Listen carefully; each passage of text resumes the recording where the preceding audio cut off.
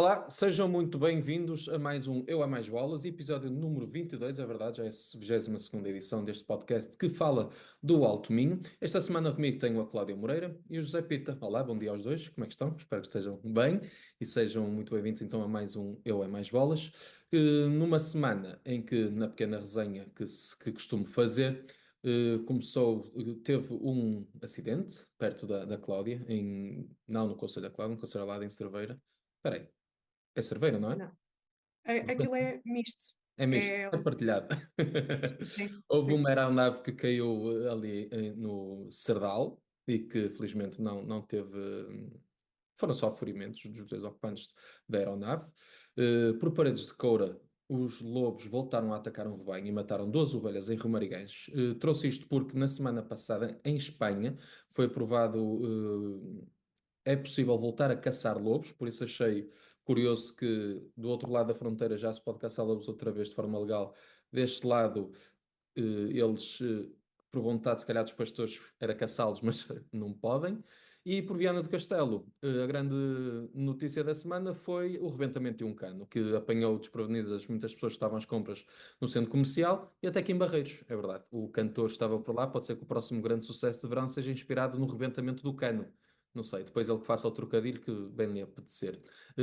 Só dar nota que esta segunda-feira, hoje, é apresentado em Valença um projeto transfronteiriço de cooperação entre Portugal e Espanha, criado para combater o desemprego jovem, com foco especial nos NET. Eu achei piada esta expressão que é os NET. São os jovens que não estudam, não trabalham e não estão em formação.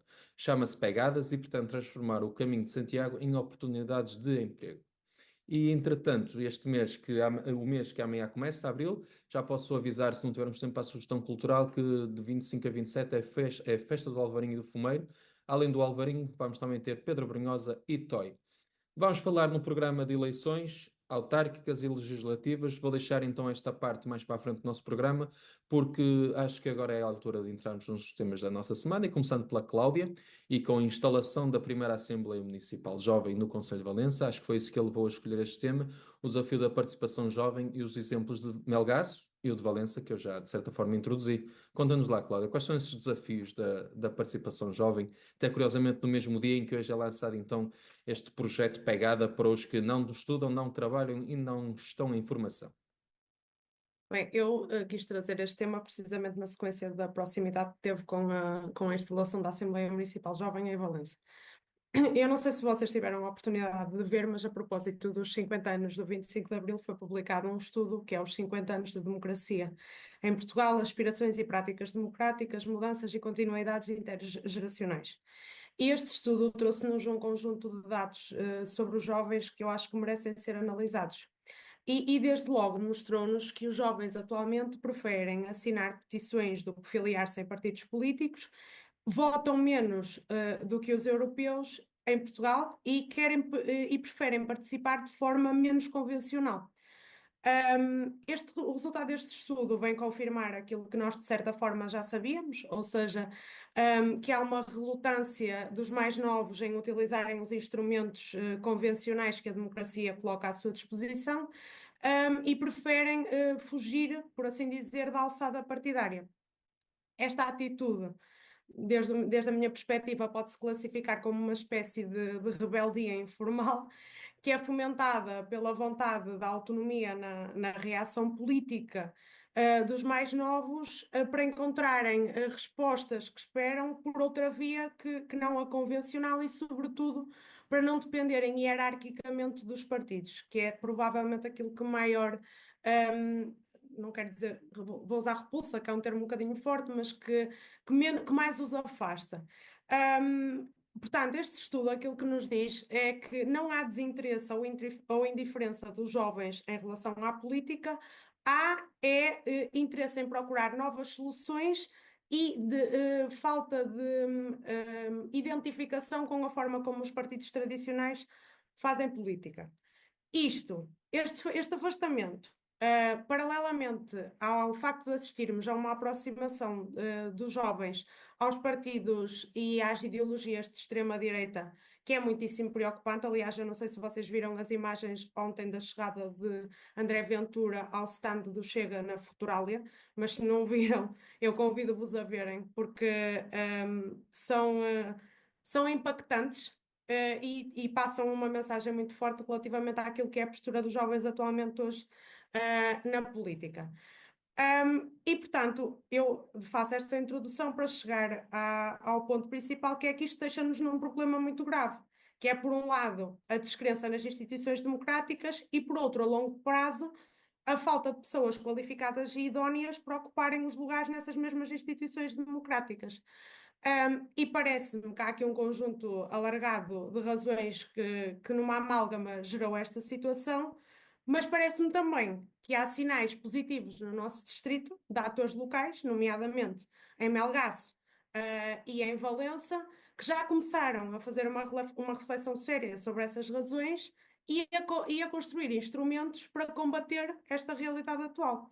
E nesse sentido, trouxe então o exemplo da Assembleia Municipal Jovem em Valença e do programa Jovem Autarca em Melgaço, que são dois conselhos que entenderam apostar num trabalho conjunto com as escolas, e encontraram aqui uma forma de dar a conhecer aos jovens como funcionam os órgãos autárquicos do município a partir de dentro. No caso de Valença, optou-se por dar a conhecer o órgão deliberativo do município, com uma Assembleia Municipal simulada. São mais de 30 jovens, são alunos do agrupamento de escolas Muralhas do Minho e do nosso polo da etapa aqui em Valença. Tomaram posse, passaram por todo o processo de eleição, por assim dizer, e constituição da Assembleia, tomaram posse, e agora vão perceber como é que a Assembleia opera, sendo eles próprios os atores interventivos dentro dela, tomando decisões e participando ativamente para o desenvolvimento do Conselho, que é deles também. No caso de Melgaço, optaram pelo programa Jovem Autarca. Para nós, JS é um orgulho particular porque foi uma proposta nossa há uns anos atrás em todo o distrito e vimos Melgaço a concretizá-la.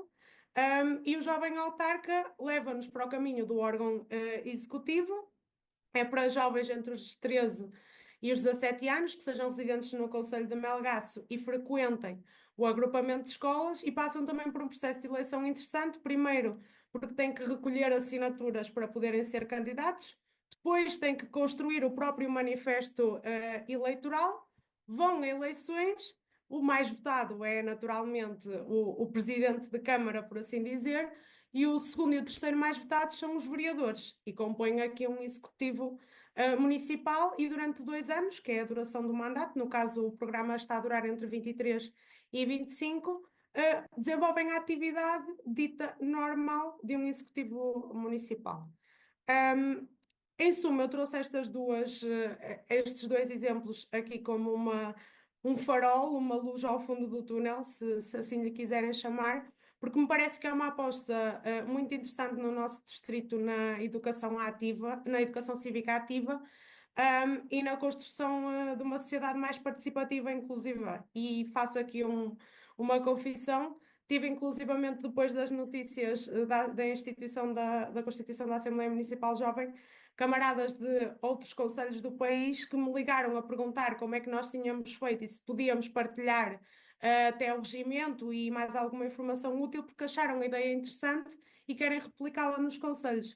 Portanto, é também bom sentir que aqui o Alto Minho, no nosso pequeno cantinho, onde começa Portugal, está a servir de exemplo para o resto do país. E achei que era interessante falar sobre isto aqui também.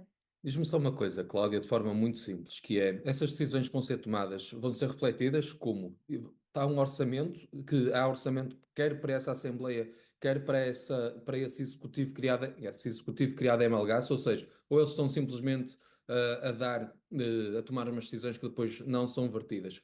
Porque, de certa forma, e para te passar a palavra, é que existe o Conselho Municipal da Juventude em Viana do Castelo, do qual o Miguel é representante da JSD lá, e ele já resumiu num Eu é Mais Bolas que aquilo no fundo é uma conversa onde estão os jovens de várias instituições e associações a representados e que depois no fundo aquilo é um lanchinho, é um encontro que no fim termina num lanchinho.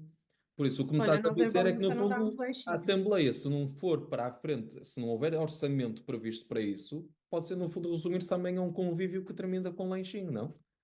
Não, não é bem assim. Eu, no caso de Melgaço, por acaso não te sei responder porque não tenho essa informação. No caso de Valença, consigo-te dizer que não há orçamento. Isso não significa que o produto daquilo que sair de lá não vai ser aplicado, mas também temos que olhar para este projeto mais como um instrumento de educação cívica do que propriamente de concretização. Porque, por exemplo, em Valença nós temos o Orçamento Participativo Jovem, como Uhum. instrumento precisamente com dotação financeira, uma dotação financeira até bastante generosa que já teve duas edições e já estão em curso, as medidas vencedoras, e, portanto, claro que não significa que o que sair desta Assembleia Municipal Jovem não vai ser implantado, porque eu tenho a certeza, o nosso Presidente da Assembleia é mesmo muito dinâmico. Ele não é uma pessoa muito conhecida no distrito, mas é uma pessoa aqui em Valença muito ativa na comunidade e foi muito por força dele também que levamos isto avante, se dedicou completamente ao projeto. Eu tenho a certeza que saindo dali medidas que tenham execuibilidade prática, vão ser levadas avante. E dizer-te que nós não fazemos lanchinho, porque estamos a falhar, se calhar.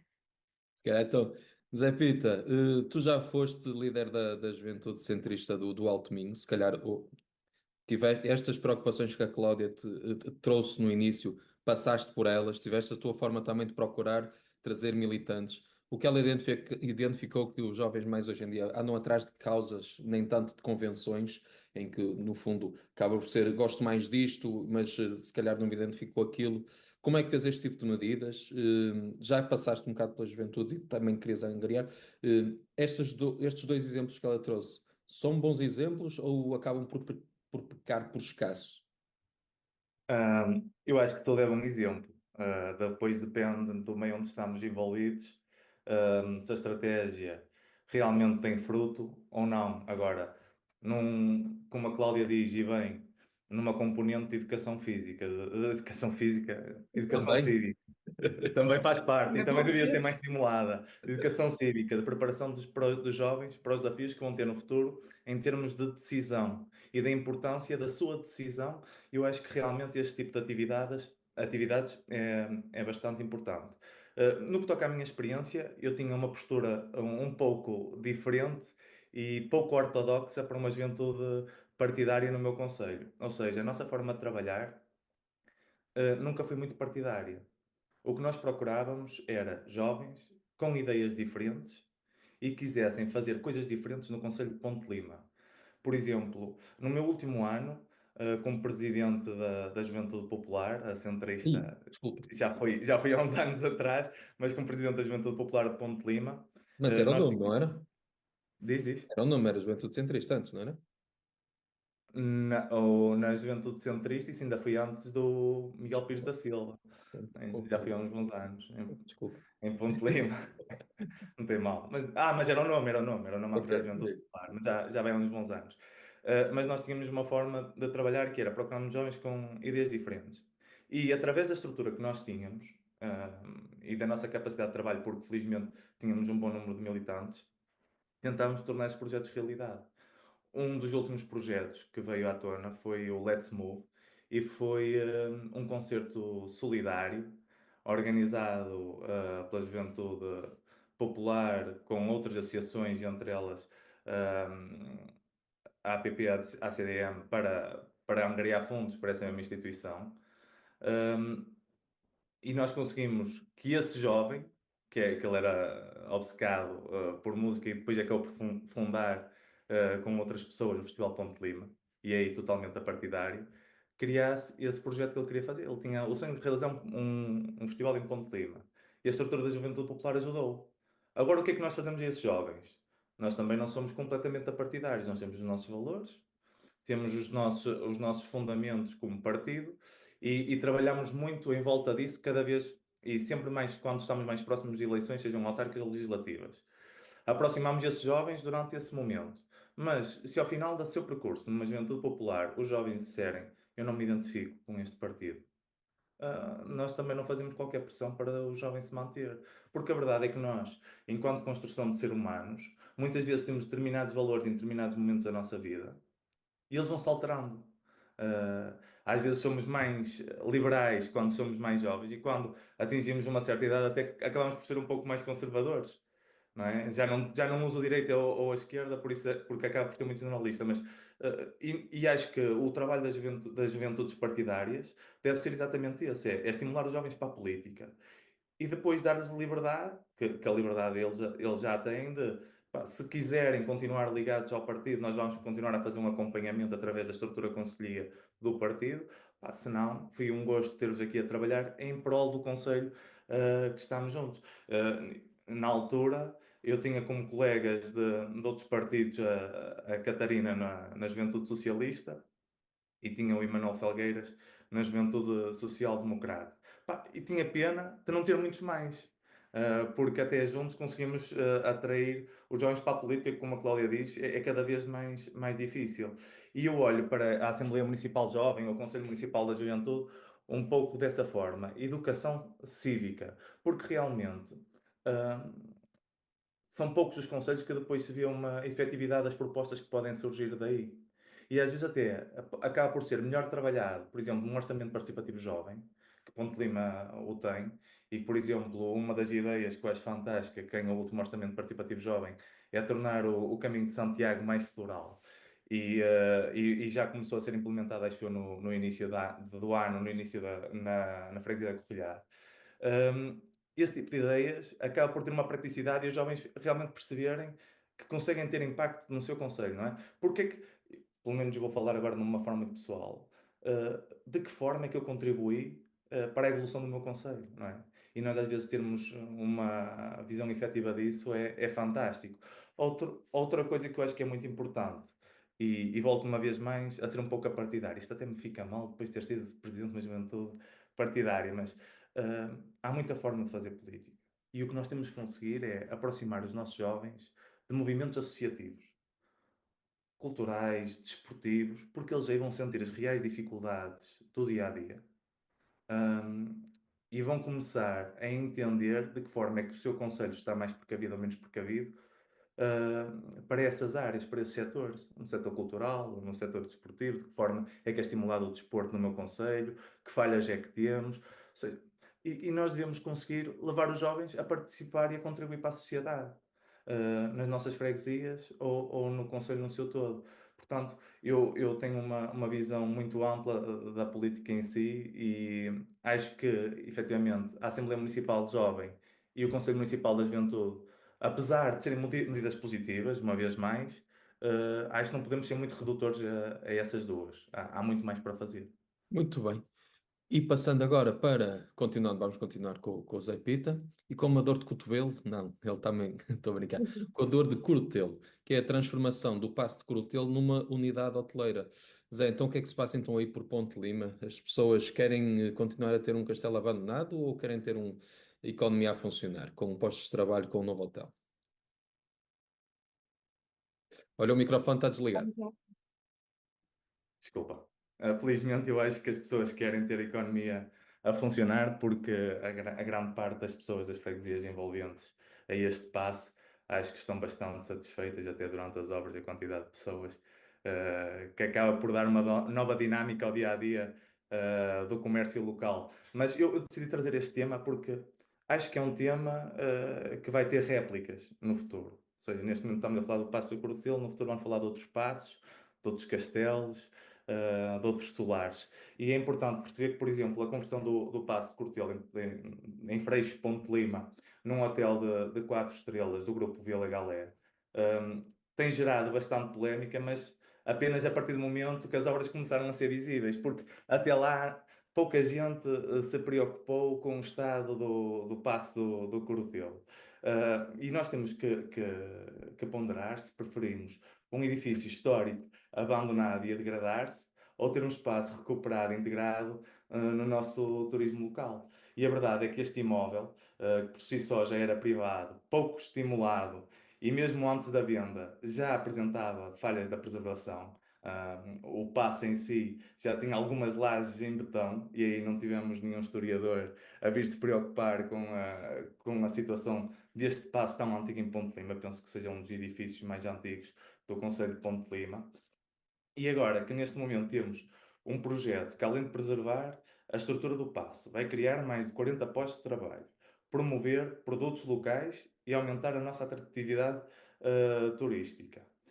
Acho que o investimento inclui ainda a reconversão de uma floresta repleta de espécies invasoras numa área de espécies autóctones e uma vinha ainda de 20 a 30 hectares.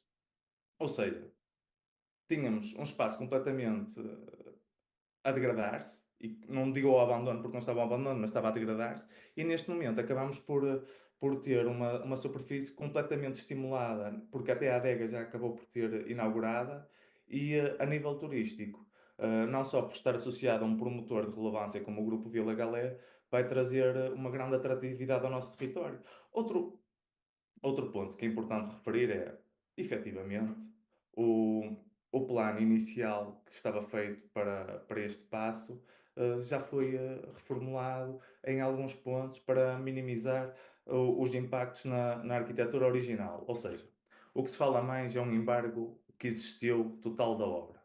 Mas esse embargo, que foi contestado na altura pelo Presidente da Câmara Municipal de Ponte de Lima, caiu ao final de 5 dias e passou a ser um embargo parcial da obra, unicamente ao paço, porque o paço em si depois tem estruturas envolventes para dar suporte ao referido hotel.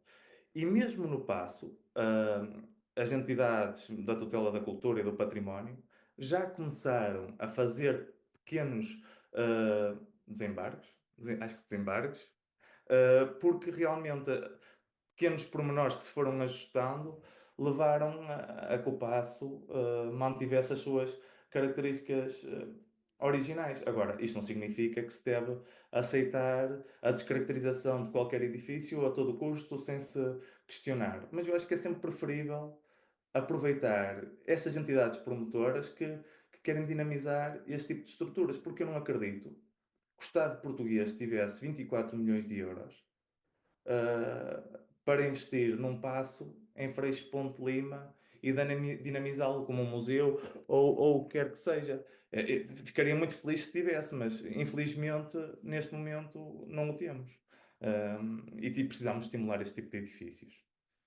Cláudia, perto de ti temos, por exemplo, um problema de há muitos anos, o Castelo de Cerveira, que nunca se sabe muito bem o que é que vai ser, já foi para ser montes de coisas. Temos também a própria Fortaleza de Valença, que recentemente teve aquele aluimento de terra. Ou seja, esta, estamos a ser mais papistas que o Papa ao queremos preservar de tal forma as coisas como elas estão, que nos esquecemos que faz parte também de nós, do nosso processo humano de evoluir e de mudar e transformar aquilo que nos é legado também por quem antes de nós cá esteve. Bem, eu ainda assim estava a ouvir atentamente o José, porque eu não conhecia este passo. Admito que tive que ir aqui fazer uma breve pesquisa antes do podcast para perceber o que é que estava aqui em causa e percebi até que tinha havido o embargo também e que há aqui todo um celeuma. Bem, eu diria que são duas dimensões diferentes: o Paço versus a Fortaleza ou o Castelo de Vila Nova de Cerveira.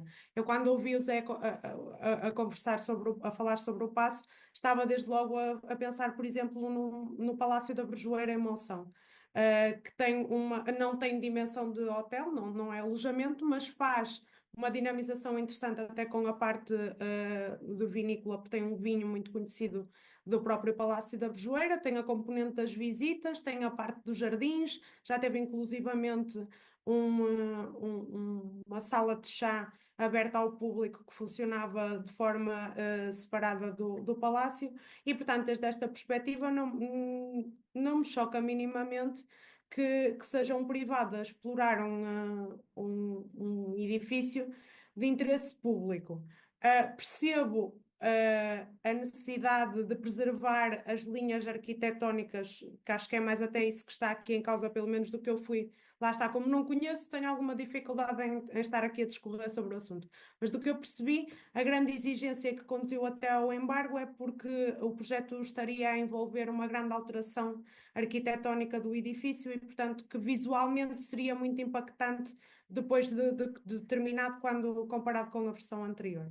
Eu percebo essa necessidade, percebo que às vezes é difícil para o investidor satisfazer todas as pertenças e requerimentos, por assim dizer, das entidades públicas, acho que realmente o investimento privado era a melhor solução nesta circunstância, daquilo que ouvi do José e daquilo que pesquisei.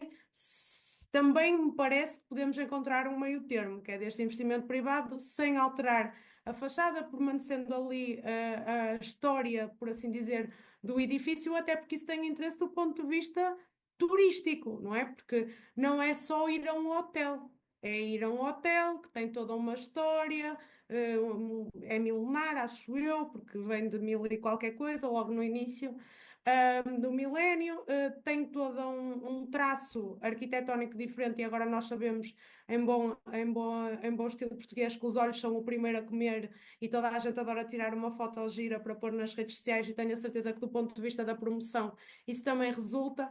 Portanto, eu colocaria aqui de um lado, por exemplo, isto que está a acontecer em Ponte Lima e o que acontece com o Palácio da Brejoeira, e de outro um bocadinho diferente, a situação da Fortaleza de Valença e do Castelo de Cerveira. A Fortaleza de Valença como um todo, acho que ninguém pensa em vendê-la. E é mais uma construção arquitetónica à volta de uma pequena cidade que funciona dentro da fortaleza. A nossa fortaleza ruiu, é verdade, fruto de um conjunto de circunstâncias. Felizmente, a obra está muito perto de terminar, durou mais do que aquilo que nós todos gostávamos, mas também acho que toda a gente compreende que não é uma obra fácil. Estamos a falar de uma reconstrução que implica recolocar as pedrinhas, ou pelo menos tentar recolocar as pedrinhas no sítio onde elas estavam originalmente. Um, e, portanto, demorou o seu tempo, mas está quase a terminar. Agora, a Fortaleza de Valença requer uma manutenção, nomeadamente ao nível de espaços verdes, da conservação da própria estrutura da fortaleza, para que não volte a acontecer o que aconteceu, e nós atualmente fazemos uma monitorização de toda a movimentação da fortaleza. Instalámos um sistema de monitorização precisamente para prevenir que isso não volte a acontecer. E se me perguntarem, do ponto de vista do erário público, se eu acho que esse é um investimento que vale a pena, acho. Porquê? Porque a Fortaleza de Valença traz milhares de visitantes a Valença ao longo de todo o ano, que depois rentabilizam os nossos comércios, a nossa restauração, e vendem o nome de Valença para fora. Portanto, desde o ponto de vista da Fortaleza, e o mesmo do lado de Cerveira, embora seja uma situação que eu não conheço, posso sempre falar melhor da minha Fortaleza, porque a conheço, aliás, estou dentro dela todos os dias.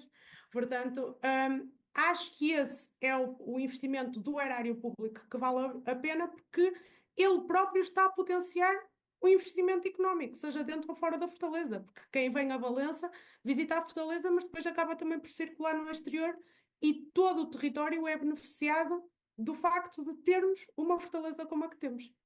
Muito bem, Cláudio. Vamos passar para o nosso Ora Bolas, que de certa forma vai nos ligar às eleições, mas começando pelo Ora Bolas da Cláudia, lanço com uma pequena provocação.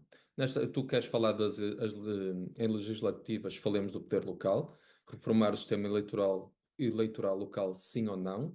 E o que eu te pergunto é, devemos então reformar para elegermos o presidente, deveríamos replicar na junta o que se faz na Câmara, ou na Câmara o que se faz na junta? Ou seja, devemos passar a eleger o executivo da junta como fazemos o da Câmara e a sua variação, a variação deve ser eleita como é numa junta através da Assembleia de Freguesia, no caso da Assembleia Municipal? Não sei se era por aí que tu querias ir. Era exatamente sobre isso que eu vinha a falar. E eu fiz este trocadilho do em legislativas falamos de poder local, que é precisamente porque eu ia concluir desta forma, e portanto vou começar pela minha conclusão, que é que eu acho que este é o momento de nós voltarmos a trazer para a agenda pública a discussão da reforma do poder local, precisamente porque é agora que, trazendo essa discussão para a agenda pública, ela pode ter impacto nos programas que os partidos vão apresentar nas próximas legislativas. A querela sobre esta reforma é antiga, ela já vem desde logo de 2000, na altura em que o governo era liderado por António Guterres. Foi apresentada já uma proposta de alteração, e depois, mais tarde, em 2007, os deputados do Partido Socialista e do Partido Social Democrata subscreveram um projeto de lei que deu entrada, que esteve quase para ser aprovado, mas que depois, no momento da sua votação, só o Partido Socialista é que o votou favoravelmente. E isto reflete aqui que há uma relutância à mudança e há também uma falta de consenso interno dos partidos sobre se ela deve ou não acontecer. E respondendo à tua pergunta, Zé, desde a minha perspectiva, é o município quem deve passar a eleger à semelhança do que acontece nas juntas de freguesia. Ou seja, a proposta que eu defendo e que muitos defendem é a de que passemos a ter apenas e só uma lista quando elegemos o órgão municipal, que seria a lista da Assembleia Municipal, a lista mais votada, o cabeça de lista da lista mais votada é o Presidente de Câmara e depois, dentro da Assembleia Municipal, elegemos os vereadores à semelhança do que acontece nas Assembleias de Freguesia. E porquê? Olha, desde logo, porque nós temos estado a desvirtuar o papel das Assembleias Municipais. As Assembleias Municipais são o órgão fiscalizador do poder local, dos municípios. E o que acontece é que nesta realidade em que nós concentramos no Executivo, o poder e a oposição, toda a discussão acontece nas reuniões de Câmara e as reuniões da Assembleia Municipal são esvaziadas por pequenas questões, que não aquelas que deveriam realmente ser discutidas na Assembleia Municipal. E depois há também a dimensão daquilo que acontece nas reuniões de Câmara, que é, no caso de Valença, por exemplo, em que nós não temos uma maioria, estamos num 3-2-2, há uma obstaculização ao normal funcionamento do Executivo. Ou seja, o Executivo está sempre dependente para cumprir o programa político com o qual se apresentou e com o qual venceu a eleição, da oposição que tem dentro do próprio órgão que executa o seu programa político. Vejamos, o caso de Valença até não, isso não aconteceu e não foi flagrante, mas nós tivemos no país, este ano, eu creio que 7 autarquias que tiveram os seus orçamentos chumbados.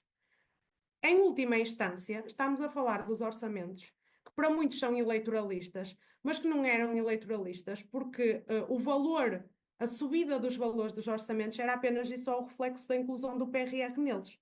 Com o chumbo destes orçamentos, estas autarquias perderam a possibilidade de cativar os fundos que tinham previstos nesse orçamento no PRR, porque se a rubrica não estiver aberta, a candidatura não pode ser feita.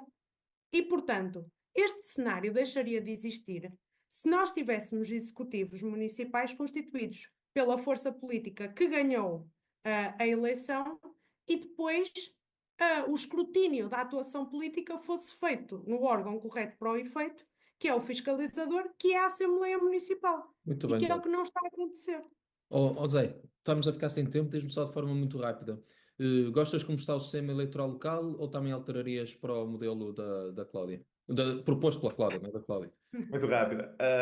A verdade é que eu nunca tinha pensado neste tema. Não vou estar aqui com grandes teorias. Nunca me tinha sentado a pensar nisto. E agora está a ouvir a Cláudia e até vejo alguma lógica em alguns dos pontos que ela apresentou. Por outro lado, quando nós não pensamos muito num tema, significa que estamos confortáveis com esse ponto e acabamos por pensar noutras coisas ou damos importância a outras coisas. Muito Porém, já bem. pus aqui umas notas. Tá bem. Achei interessante, nunca tinha ponderado, vejo alguns pontos a favor, efetivamente, do que a Cláudia disse e epá, não E, consigo fi- aprofundar e muito, fica, e fica, fica a reflexão dela, que estamos mesmo a mas ter. realmente fico confortável também com o Temos, método. temos Vamos apenas dar. 3 minutos e meio para o teu Hora Bolas, que vai, de certa forma, juntar aqui as legislativas, em que, de forma muito rápida, digo que já foi anunciado. Já, de certa forma, parece que estamos a repetir as eleições de há um ano, pelo menos no Alto Minho. Aguiar Branco é o cabeça de lista da AD, Marina Gonçalves do PS, Celestino Ribeiro do CDU, a nossa Adriana é do Bloco de Esquerda, foi lançado o nome de João Puig pelo LIVRE. Pelo Chega, dificilmente não será Eduardo Teixeira. A Iniciativa Liberal ainda não sabemos. O nome foi discutido, será para ser público. Ou então até já será público no momento em que o podcast for para o ar. Falaste das eleições, querias falar das eleições da Madeira E de certa forma, achas que vai-se replicar nestas legislativas aquilo que aconteceu na Madeira, que foi um caso judicial que disputaram as duas eleições, diferentes, eu sei, mas em 2 minutos, de forma muito sintética, se faz favor, Zé. Sem problema. Eu quis puxar este tema das eleições da Madeira porque eu não sei se é pelo meu círculo de amigos ou de pessoas com quem mantenho conversa que estão a fazer uma analogia muito grande com o que se passou numas eleições, quer queiramos, quer não são regionais, para algo que vai ter um âmbito mais nacional. E honestamente, acho que umas estão longe das outras, muito longe. Havemos aqui algumas semelhanças que é efetivamente do PSD, quer queira, quer não, acaba por sempre necessitar também de um apoio de um CDS, e neste caso para obter uma maioria. Mas depois também vejo aqui um ponto bastante interessante, não porque eu não considero que tenha existido uma caída do PS, mas sim, eu acho que foi o surgimento de uma força política regional, que é o Juntos pelo Povo, e que em pouco tempo acho que hoje poderemos ver a espreitar uma Assembleia da República. E assim é algo que nós devemos começar a refletir e a analisar, ou seja, tal como já falámos no início que acontecia nos jovens, é analisar estes movimentos políticos que eu não vou dizer que são independentes porque todos têm as suas ideologias, mas analisar esses movimentos políticos que começam a surgir mais a nível local e regional e ver a forma como as pessoas acabam por se identificar mais com eles, por eles defenderem por vezes, efetivamente, mais o seu distrito. Ou seja, terem confiança que eles vão defender mais a sua região do que muitos dos deputados que acabam por ser eleitos. E com isto eu não estou a fazer uma analogia ou a guiar a Branco, que não é do distrito de Viana do Castelo, porque acho que aqui há uma condição sui generis, que é, há uma confiança, também minha, que efetivamente o Aguiar Branco vai ter um cargo diferente de um deputado. E nós, como em segundo lugar, temos o antigo presidente da Câmara dos Arcos de Valdez, que acho que tem feito um excelente trabalho e acho que pode dar ali uma visibilidade interessante. Ou seja, nós temos um primeiro lugar que espero, não é bem um primeiro lugar. Devemos olhar também para o nosso segundo cabeça de lista. José, estás sem microfone. Desculpa, estava a dizer só temos 10 segundos, Cláudio, e com isto perdemos o tempo que tinha para te passar a bola com o meu microfone desligado. Peço imensa desculpa. Agradeço a quem esteve desse lado e voltamos para a semana com um Eu em Mais Bolas. Fique bem, fique desse lado.